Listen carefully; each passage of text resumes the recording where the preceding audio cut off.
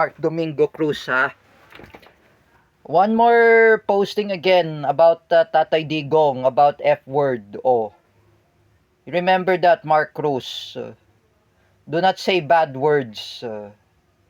Mark Cruz, I am saying to you, I have enough about your foolishness, Mark Domingo Cruz. You're the one who ruined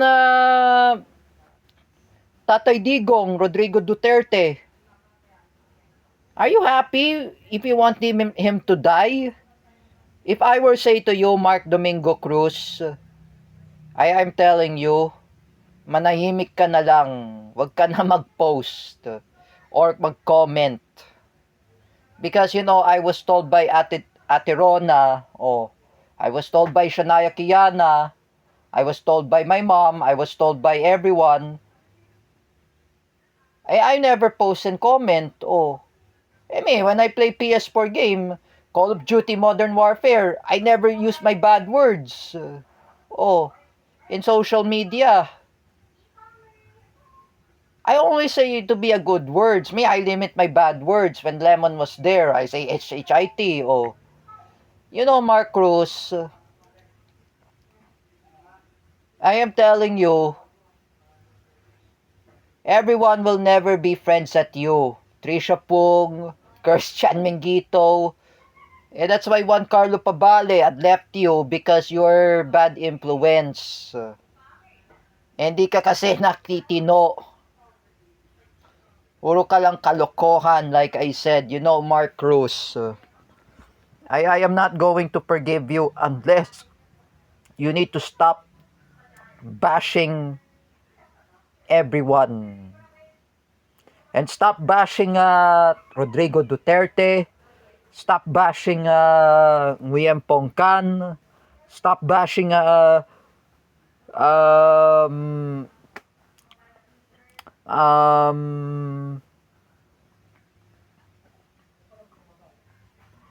um, stop bashing who's that person?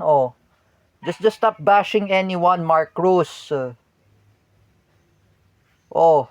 Mark Domingo Cruz, I'm telling you, you need to stop bashing Ryan Chris Lucero. Why Ryan Chris Lucero block you in Instagram? Because your attitude is always like that. You're saying bad words and you're saying about what is that words from Mark Cruz anyway? F word. That is the reason why you never listen to your parents. This is what I gotta say to you, Mark Domingo Quason Cruz. Stop bullying Ryan Chris Lucero. Don't you even know Ryan Chris Lucero is a friend of Shania Kiana? Don't you even know that Ryan Chris Lucero is a friend of Trisha Pong? Do you even want to curse him and bad words? This is why I say to you, Mark Domingo Cruz. I am saying to you and to all the parents of Mark Cruz, I'm just saying to all of you, even the family members, reprimand your son. Teach him good manners and right conduct. I was very angry. I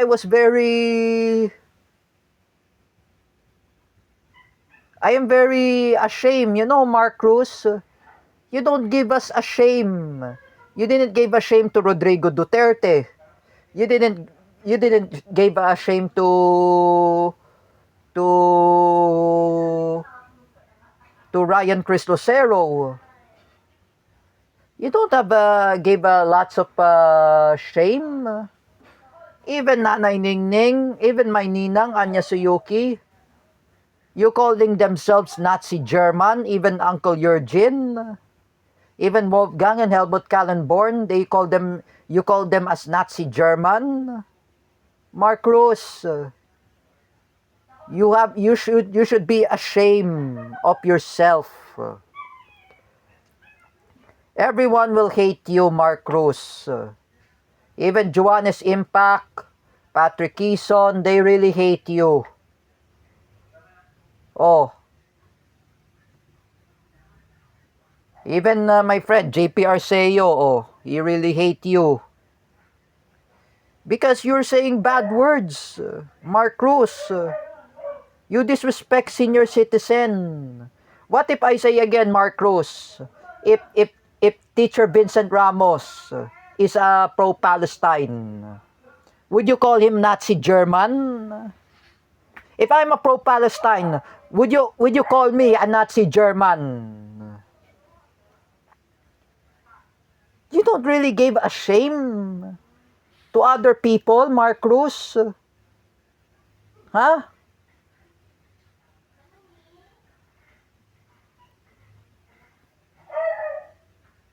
When you realize when you made a mistake, and by the way, Mark Cruz, I already talked to Kuya Park official and Banat Bay.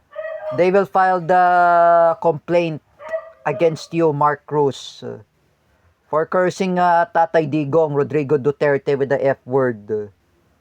And there is the complaint from Banat Bay and Kuya Park official. And you see this, Mark Cruz, you might get sued of cyber libel. I'm telling ya. Because you curse Rodrigo Duterte with the F word. You curse Ryan Chris Lucero with the F word. Oh. They will file the cases against you, Mark Cruz. Even the family members of Ryan Chris Lucero, Banat Bay, who else? Who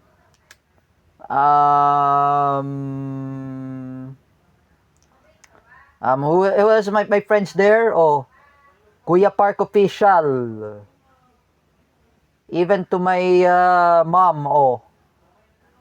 My mom was already said that. She already saw the screenshot, oh. And I will ready to file the cases against Mark Cruz, oh. Remember, Mark Domingo Cruz, you better to be hide now. When you're in San Pedro, Laguna, I will hunt you down.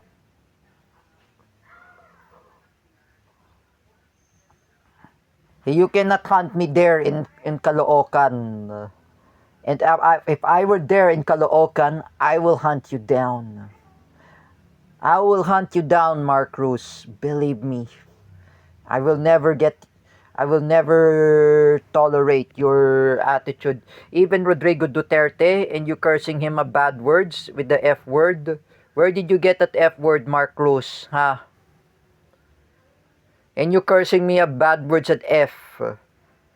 And you call me an asshole. Now, Mark Cruz, we are ready to file the cases against you. Nanay Ningning is joining with me to file the cases against Mark Cruz. Even who wants to join me to file the lawsuit against Mark Domingo Quezon Cruz, Juan Carlo Pabale, Ryan Chris Lucero, oh, everyone, we can file the cases.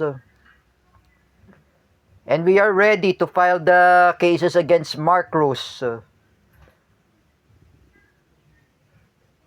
If Don Mardaya was happy, he will be happy too. At least Don Mardaya is very angry at Mark Cruz because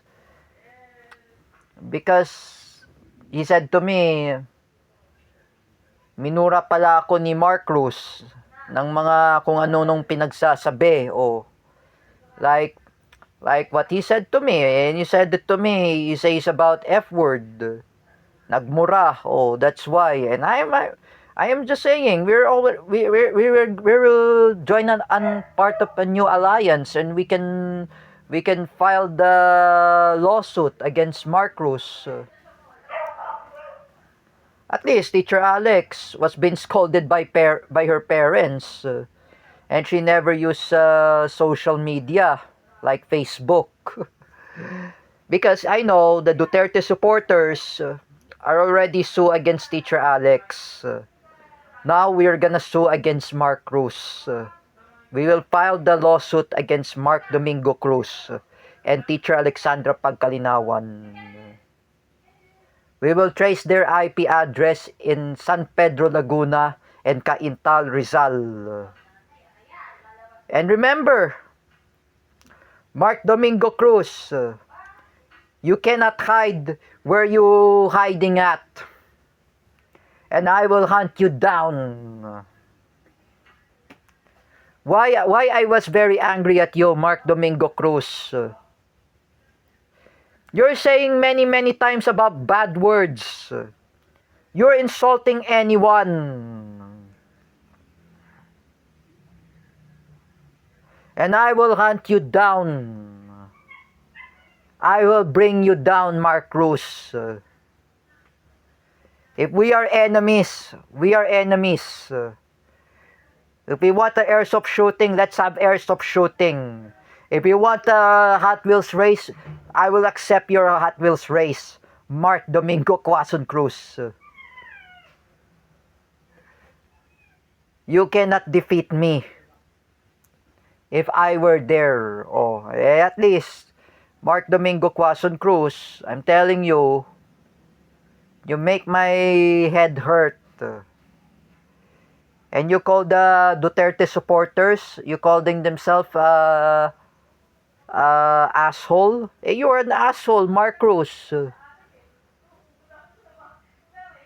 And you call me an F word? And you call me the word fuck you? Remember, Mark Cruz, fuck you, Mark Cruz. You are a bad influence.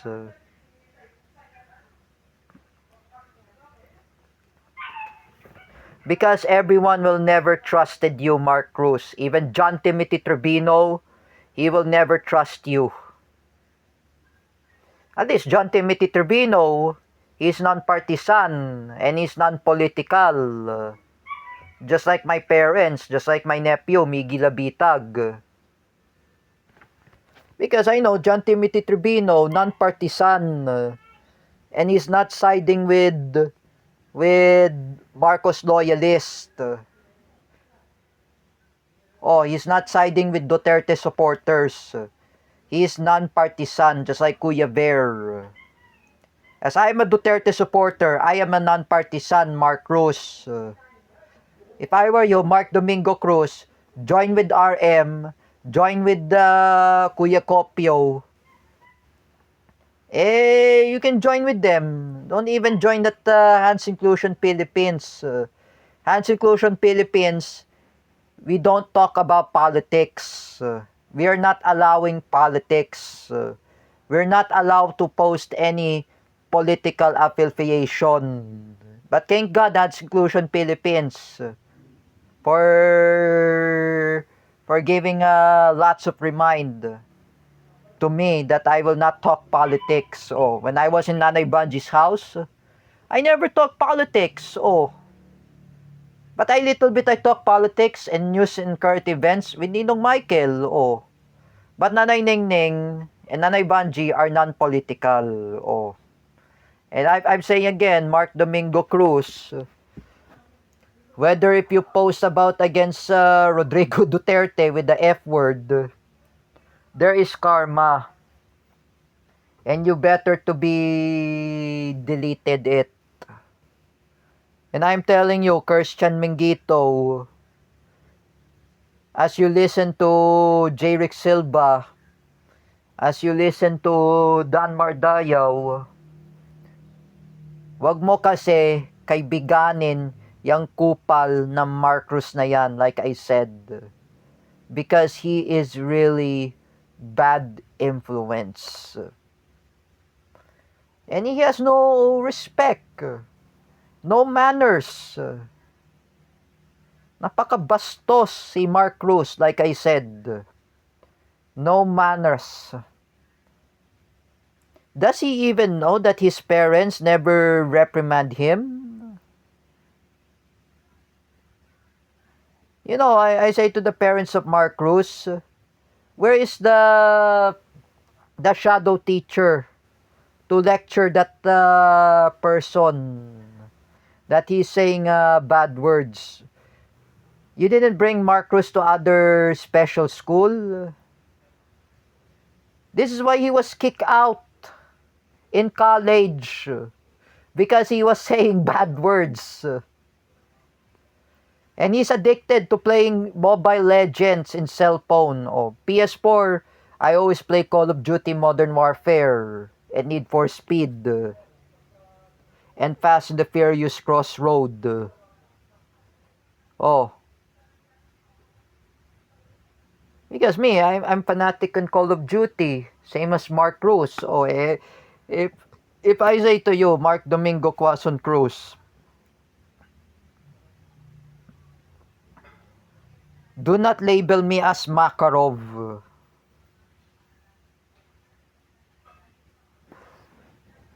And don't call me terrorist mastermind.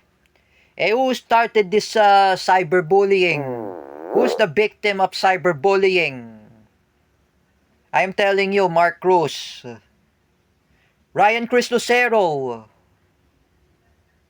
Juan Carlo Pabale. Oh, and I am telling you, Mark Domingo Quazon Cruz, you better to stop creating nonsense. Even Rene Bartebonia deleted it. Even Rodrigo Duterte, that what you say a bad words at him, deleted it. Make a public apology to Rodrigo Duterte and the families of Rene Bartebonia. I am telling you, Mark Cruz, you didn't give lots of a shame to Tatay Digong, Rodrigo Duterte. You didn't give uh, a shame to the family of Rene Bartebonia. You are ashamed, Mark Cruz. You are a very shameless person. You are not autism, Mark Cruz. You're not ADHD. You're not Asperger. Like, for example, there's an Asperger is Eris Clemente and David Gill. You are antisocial personality disorder, Mark Cruz. You're narcissistic. You're just like an attitude of Zachary, the tutorial of Teacher May. You're just like Michael Sarmiento, the student of Teacher Marisa.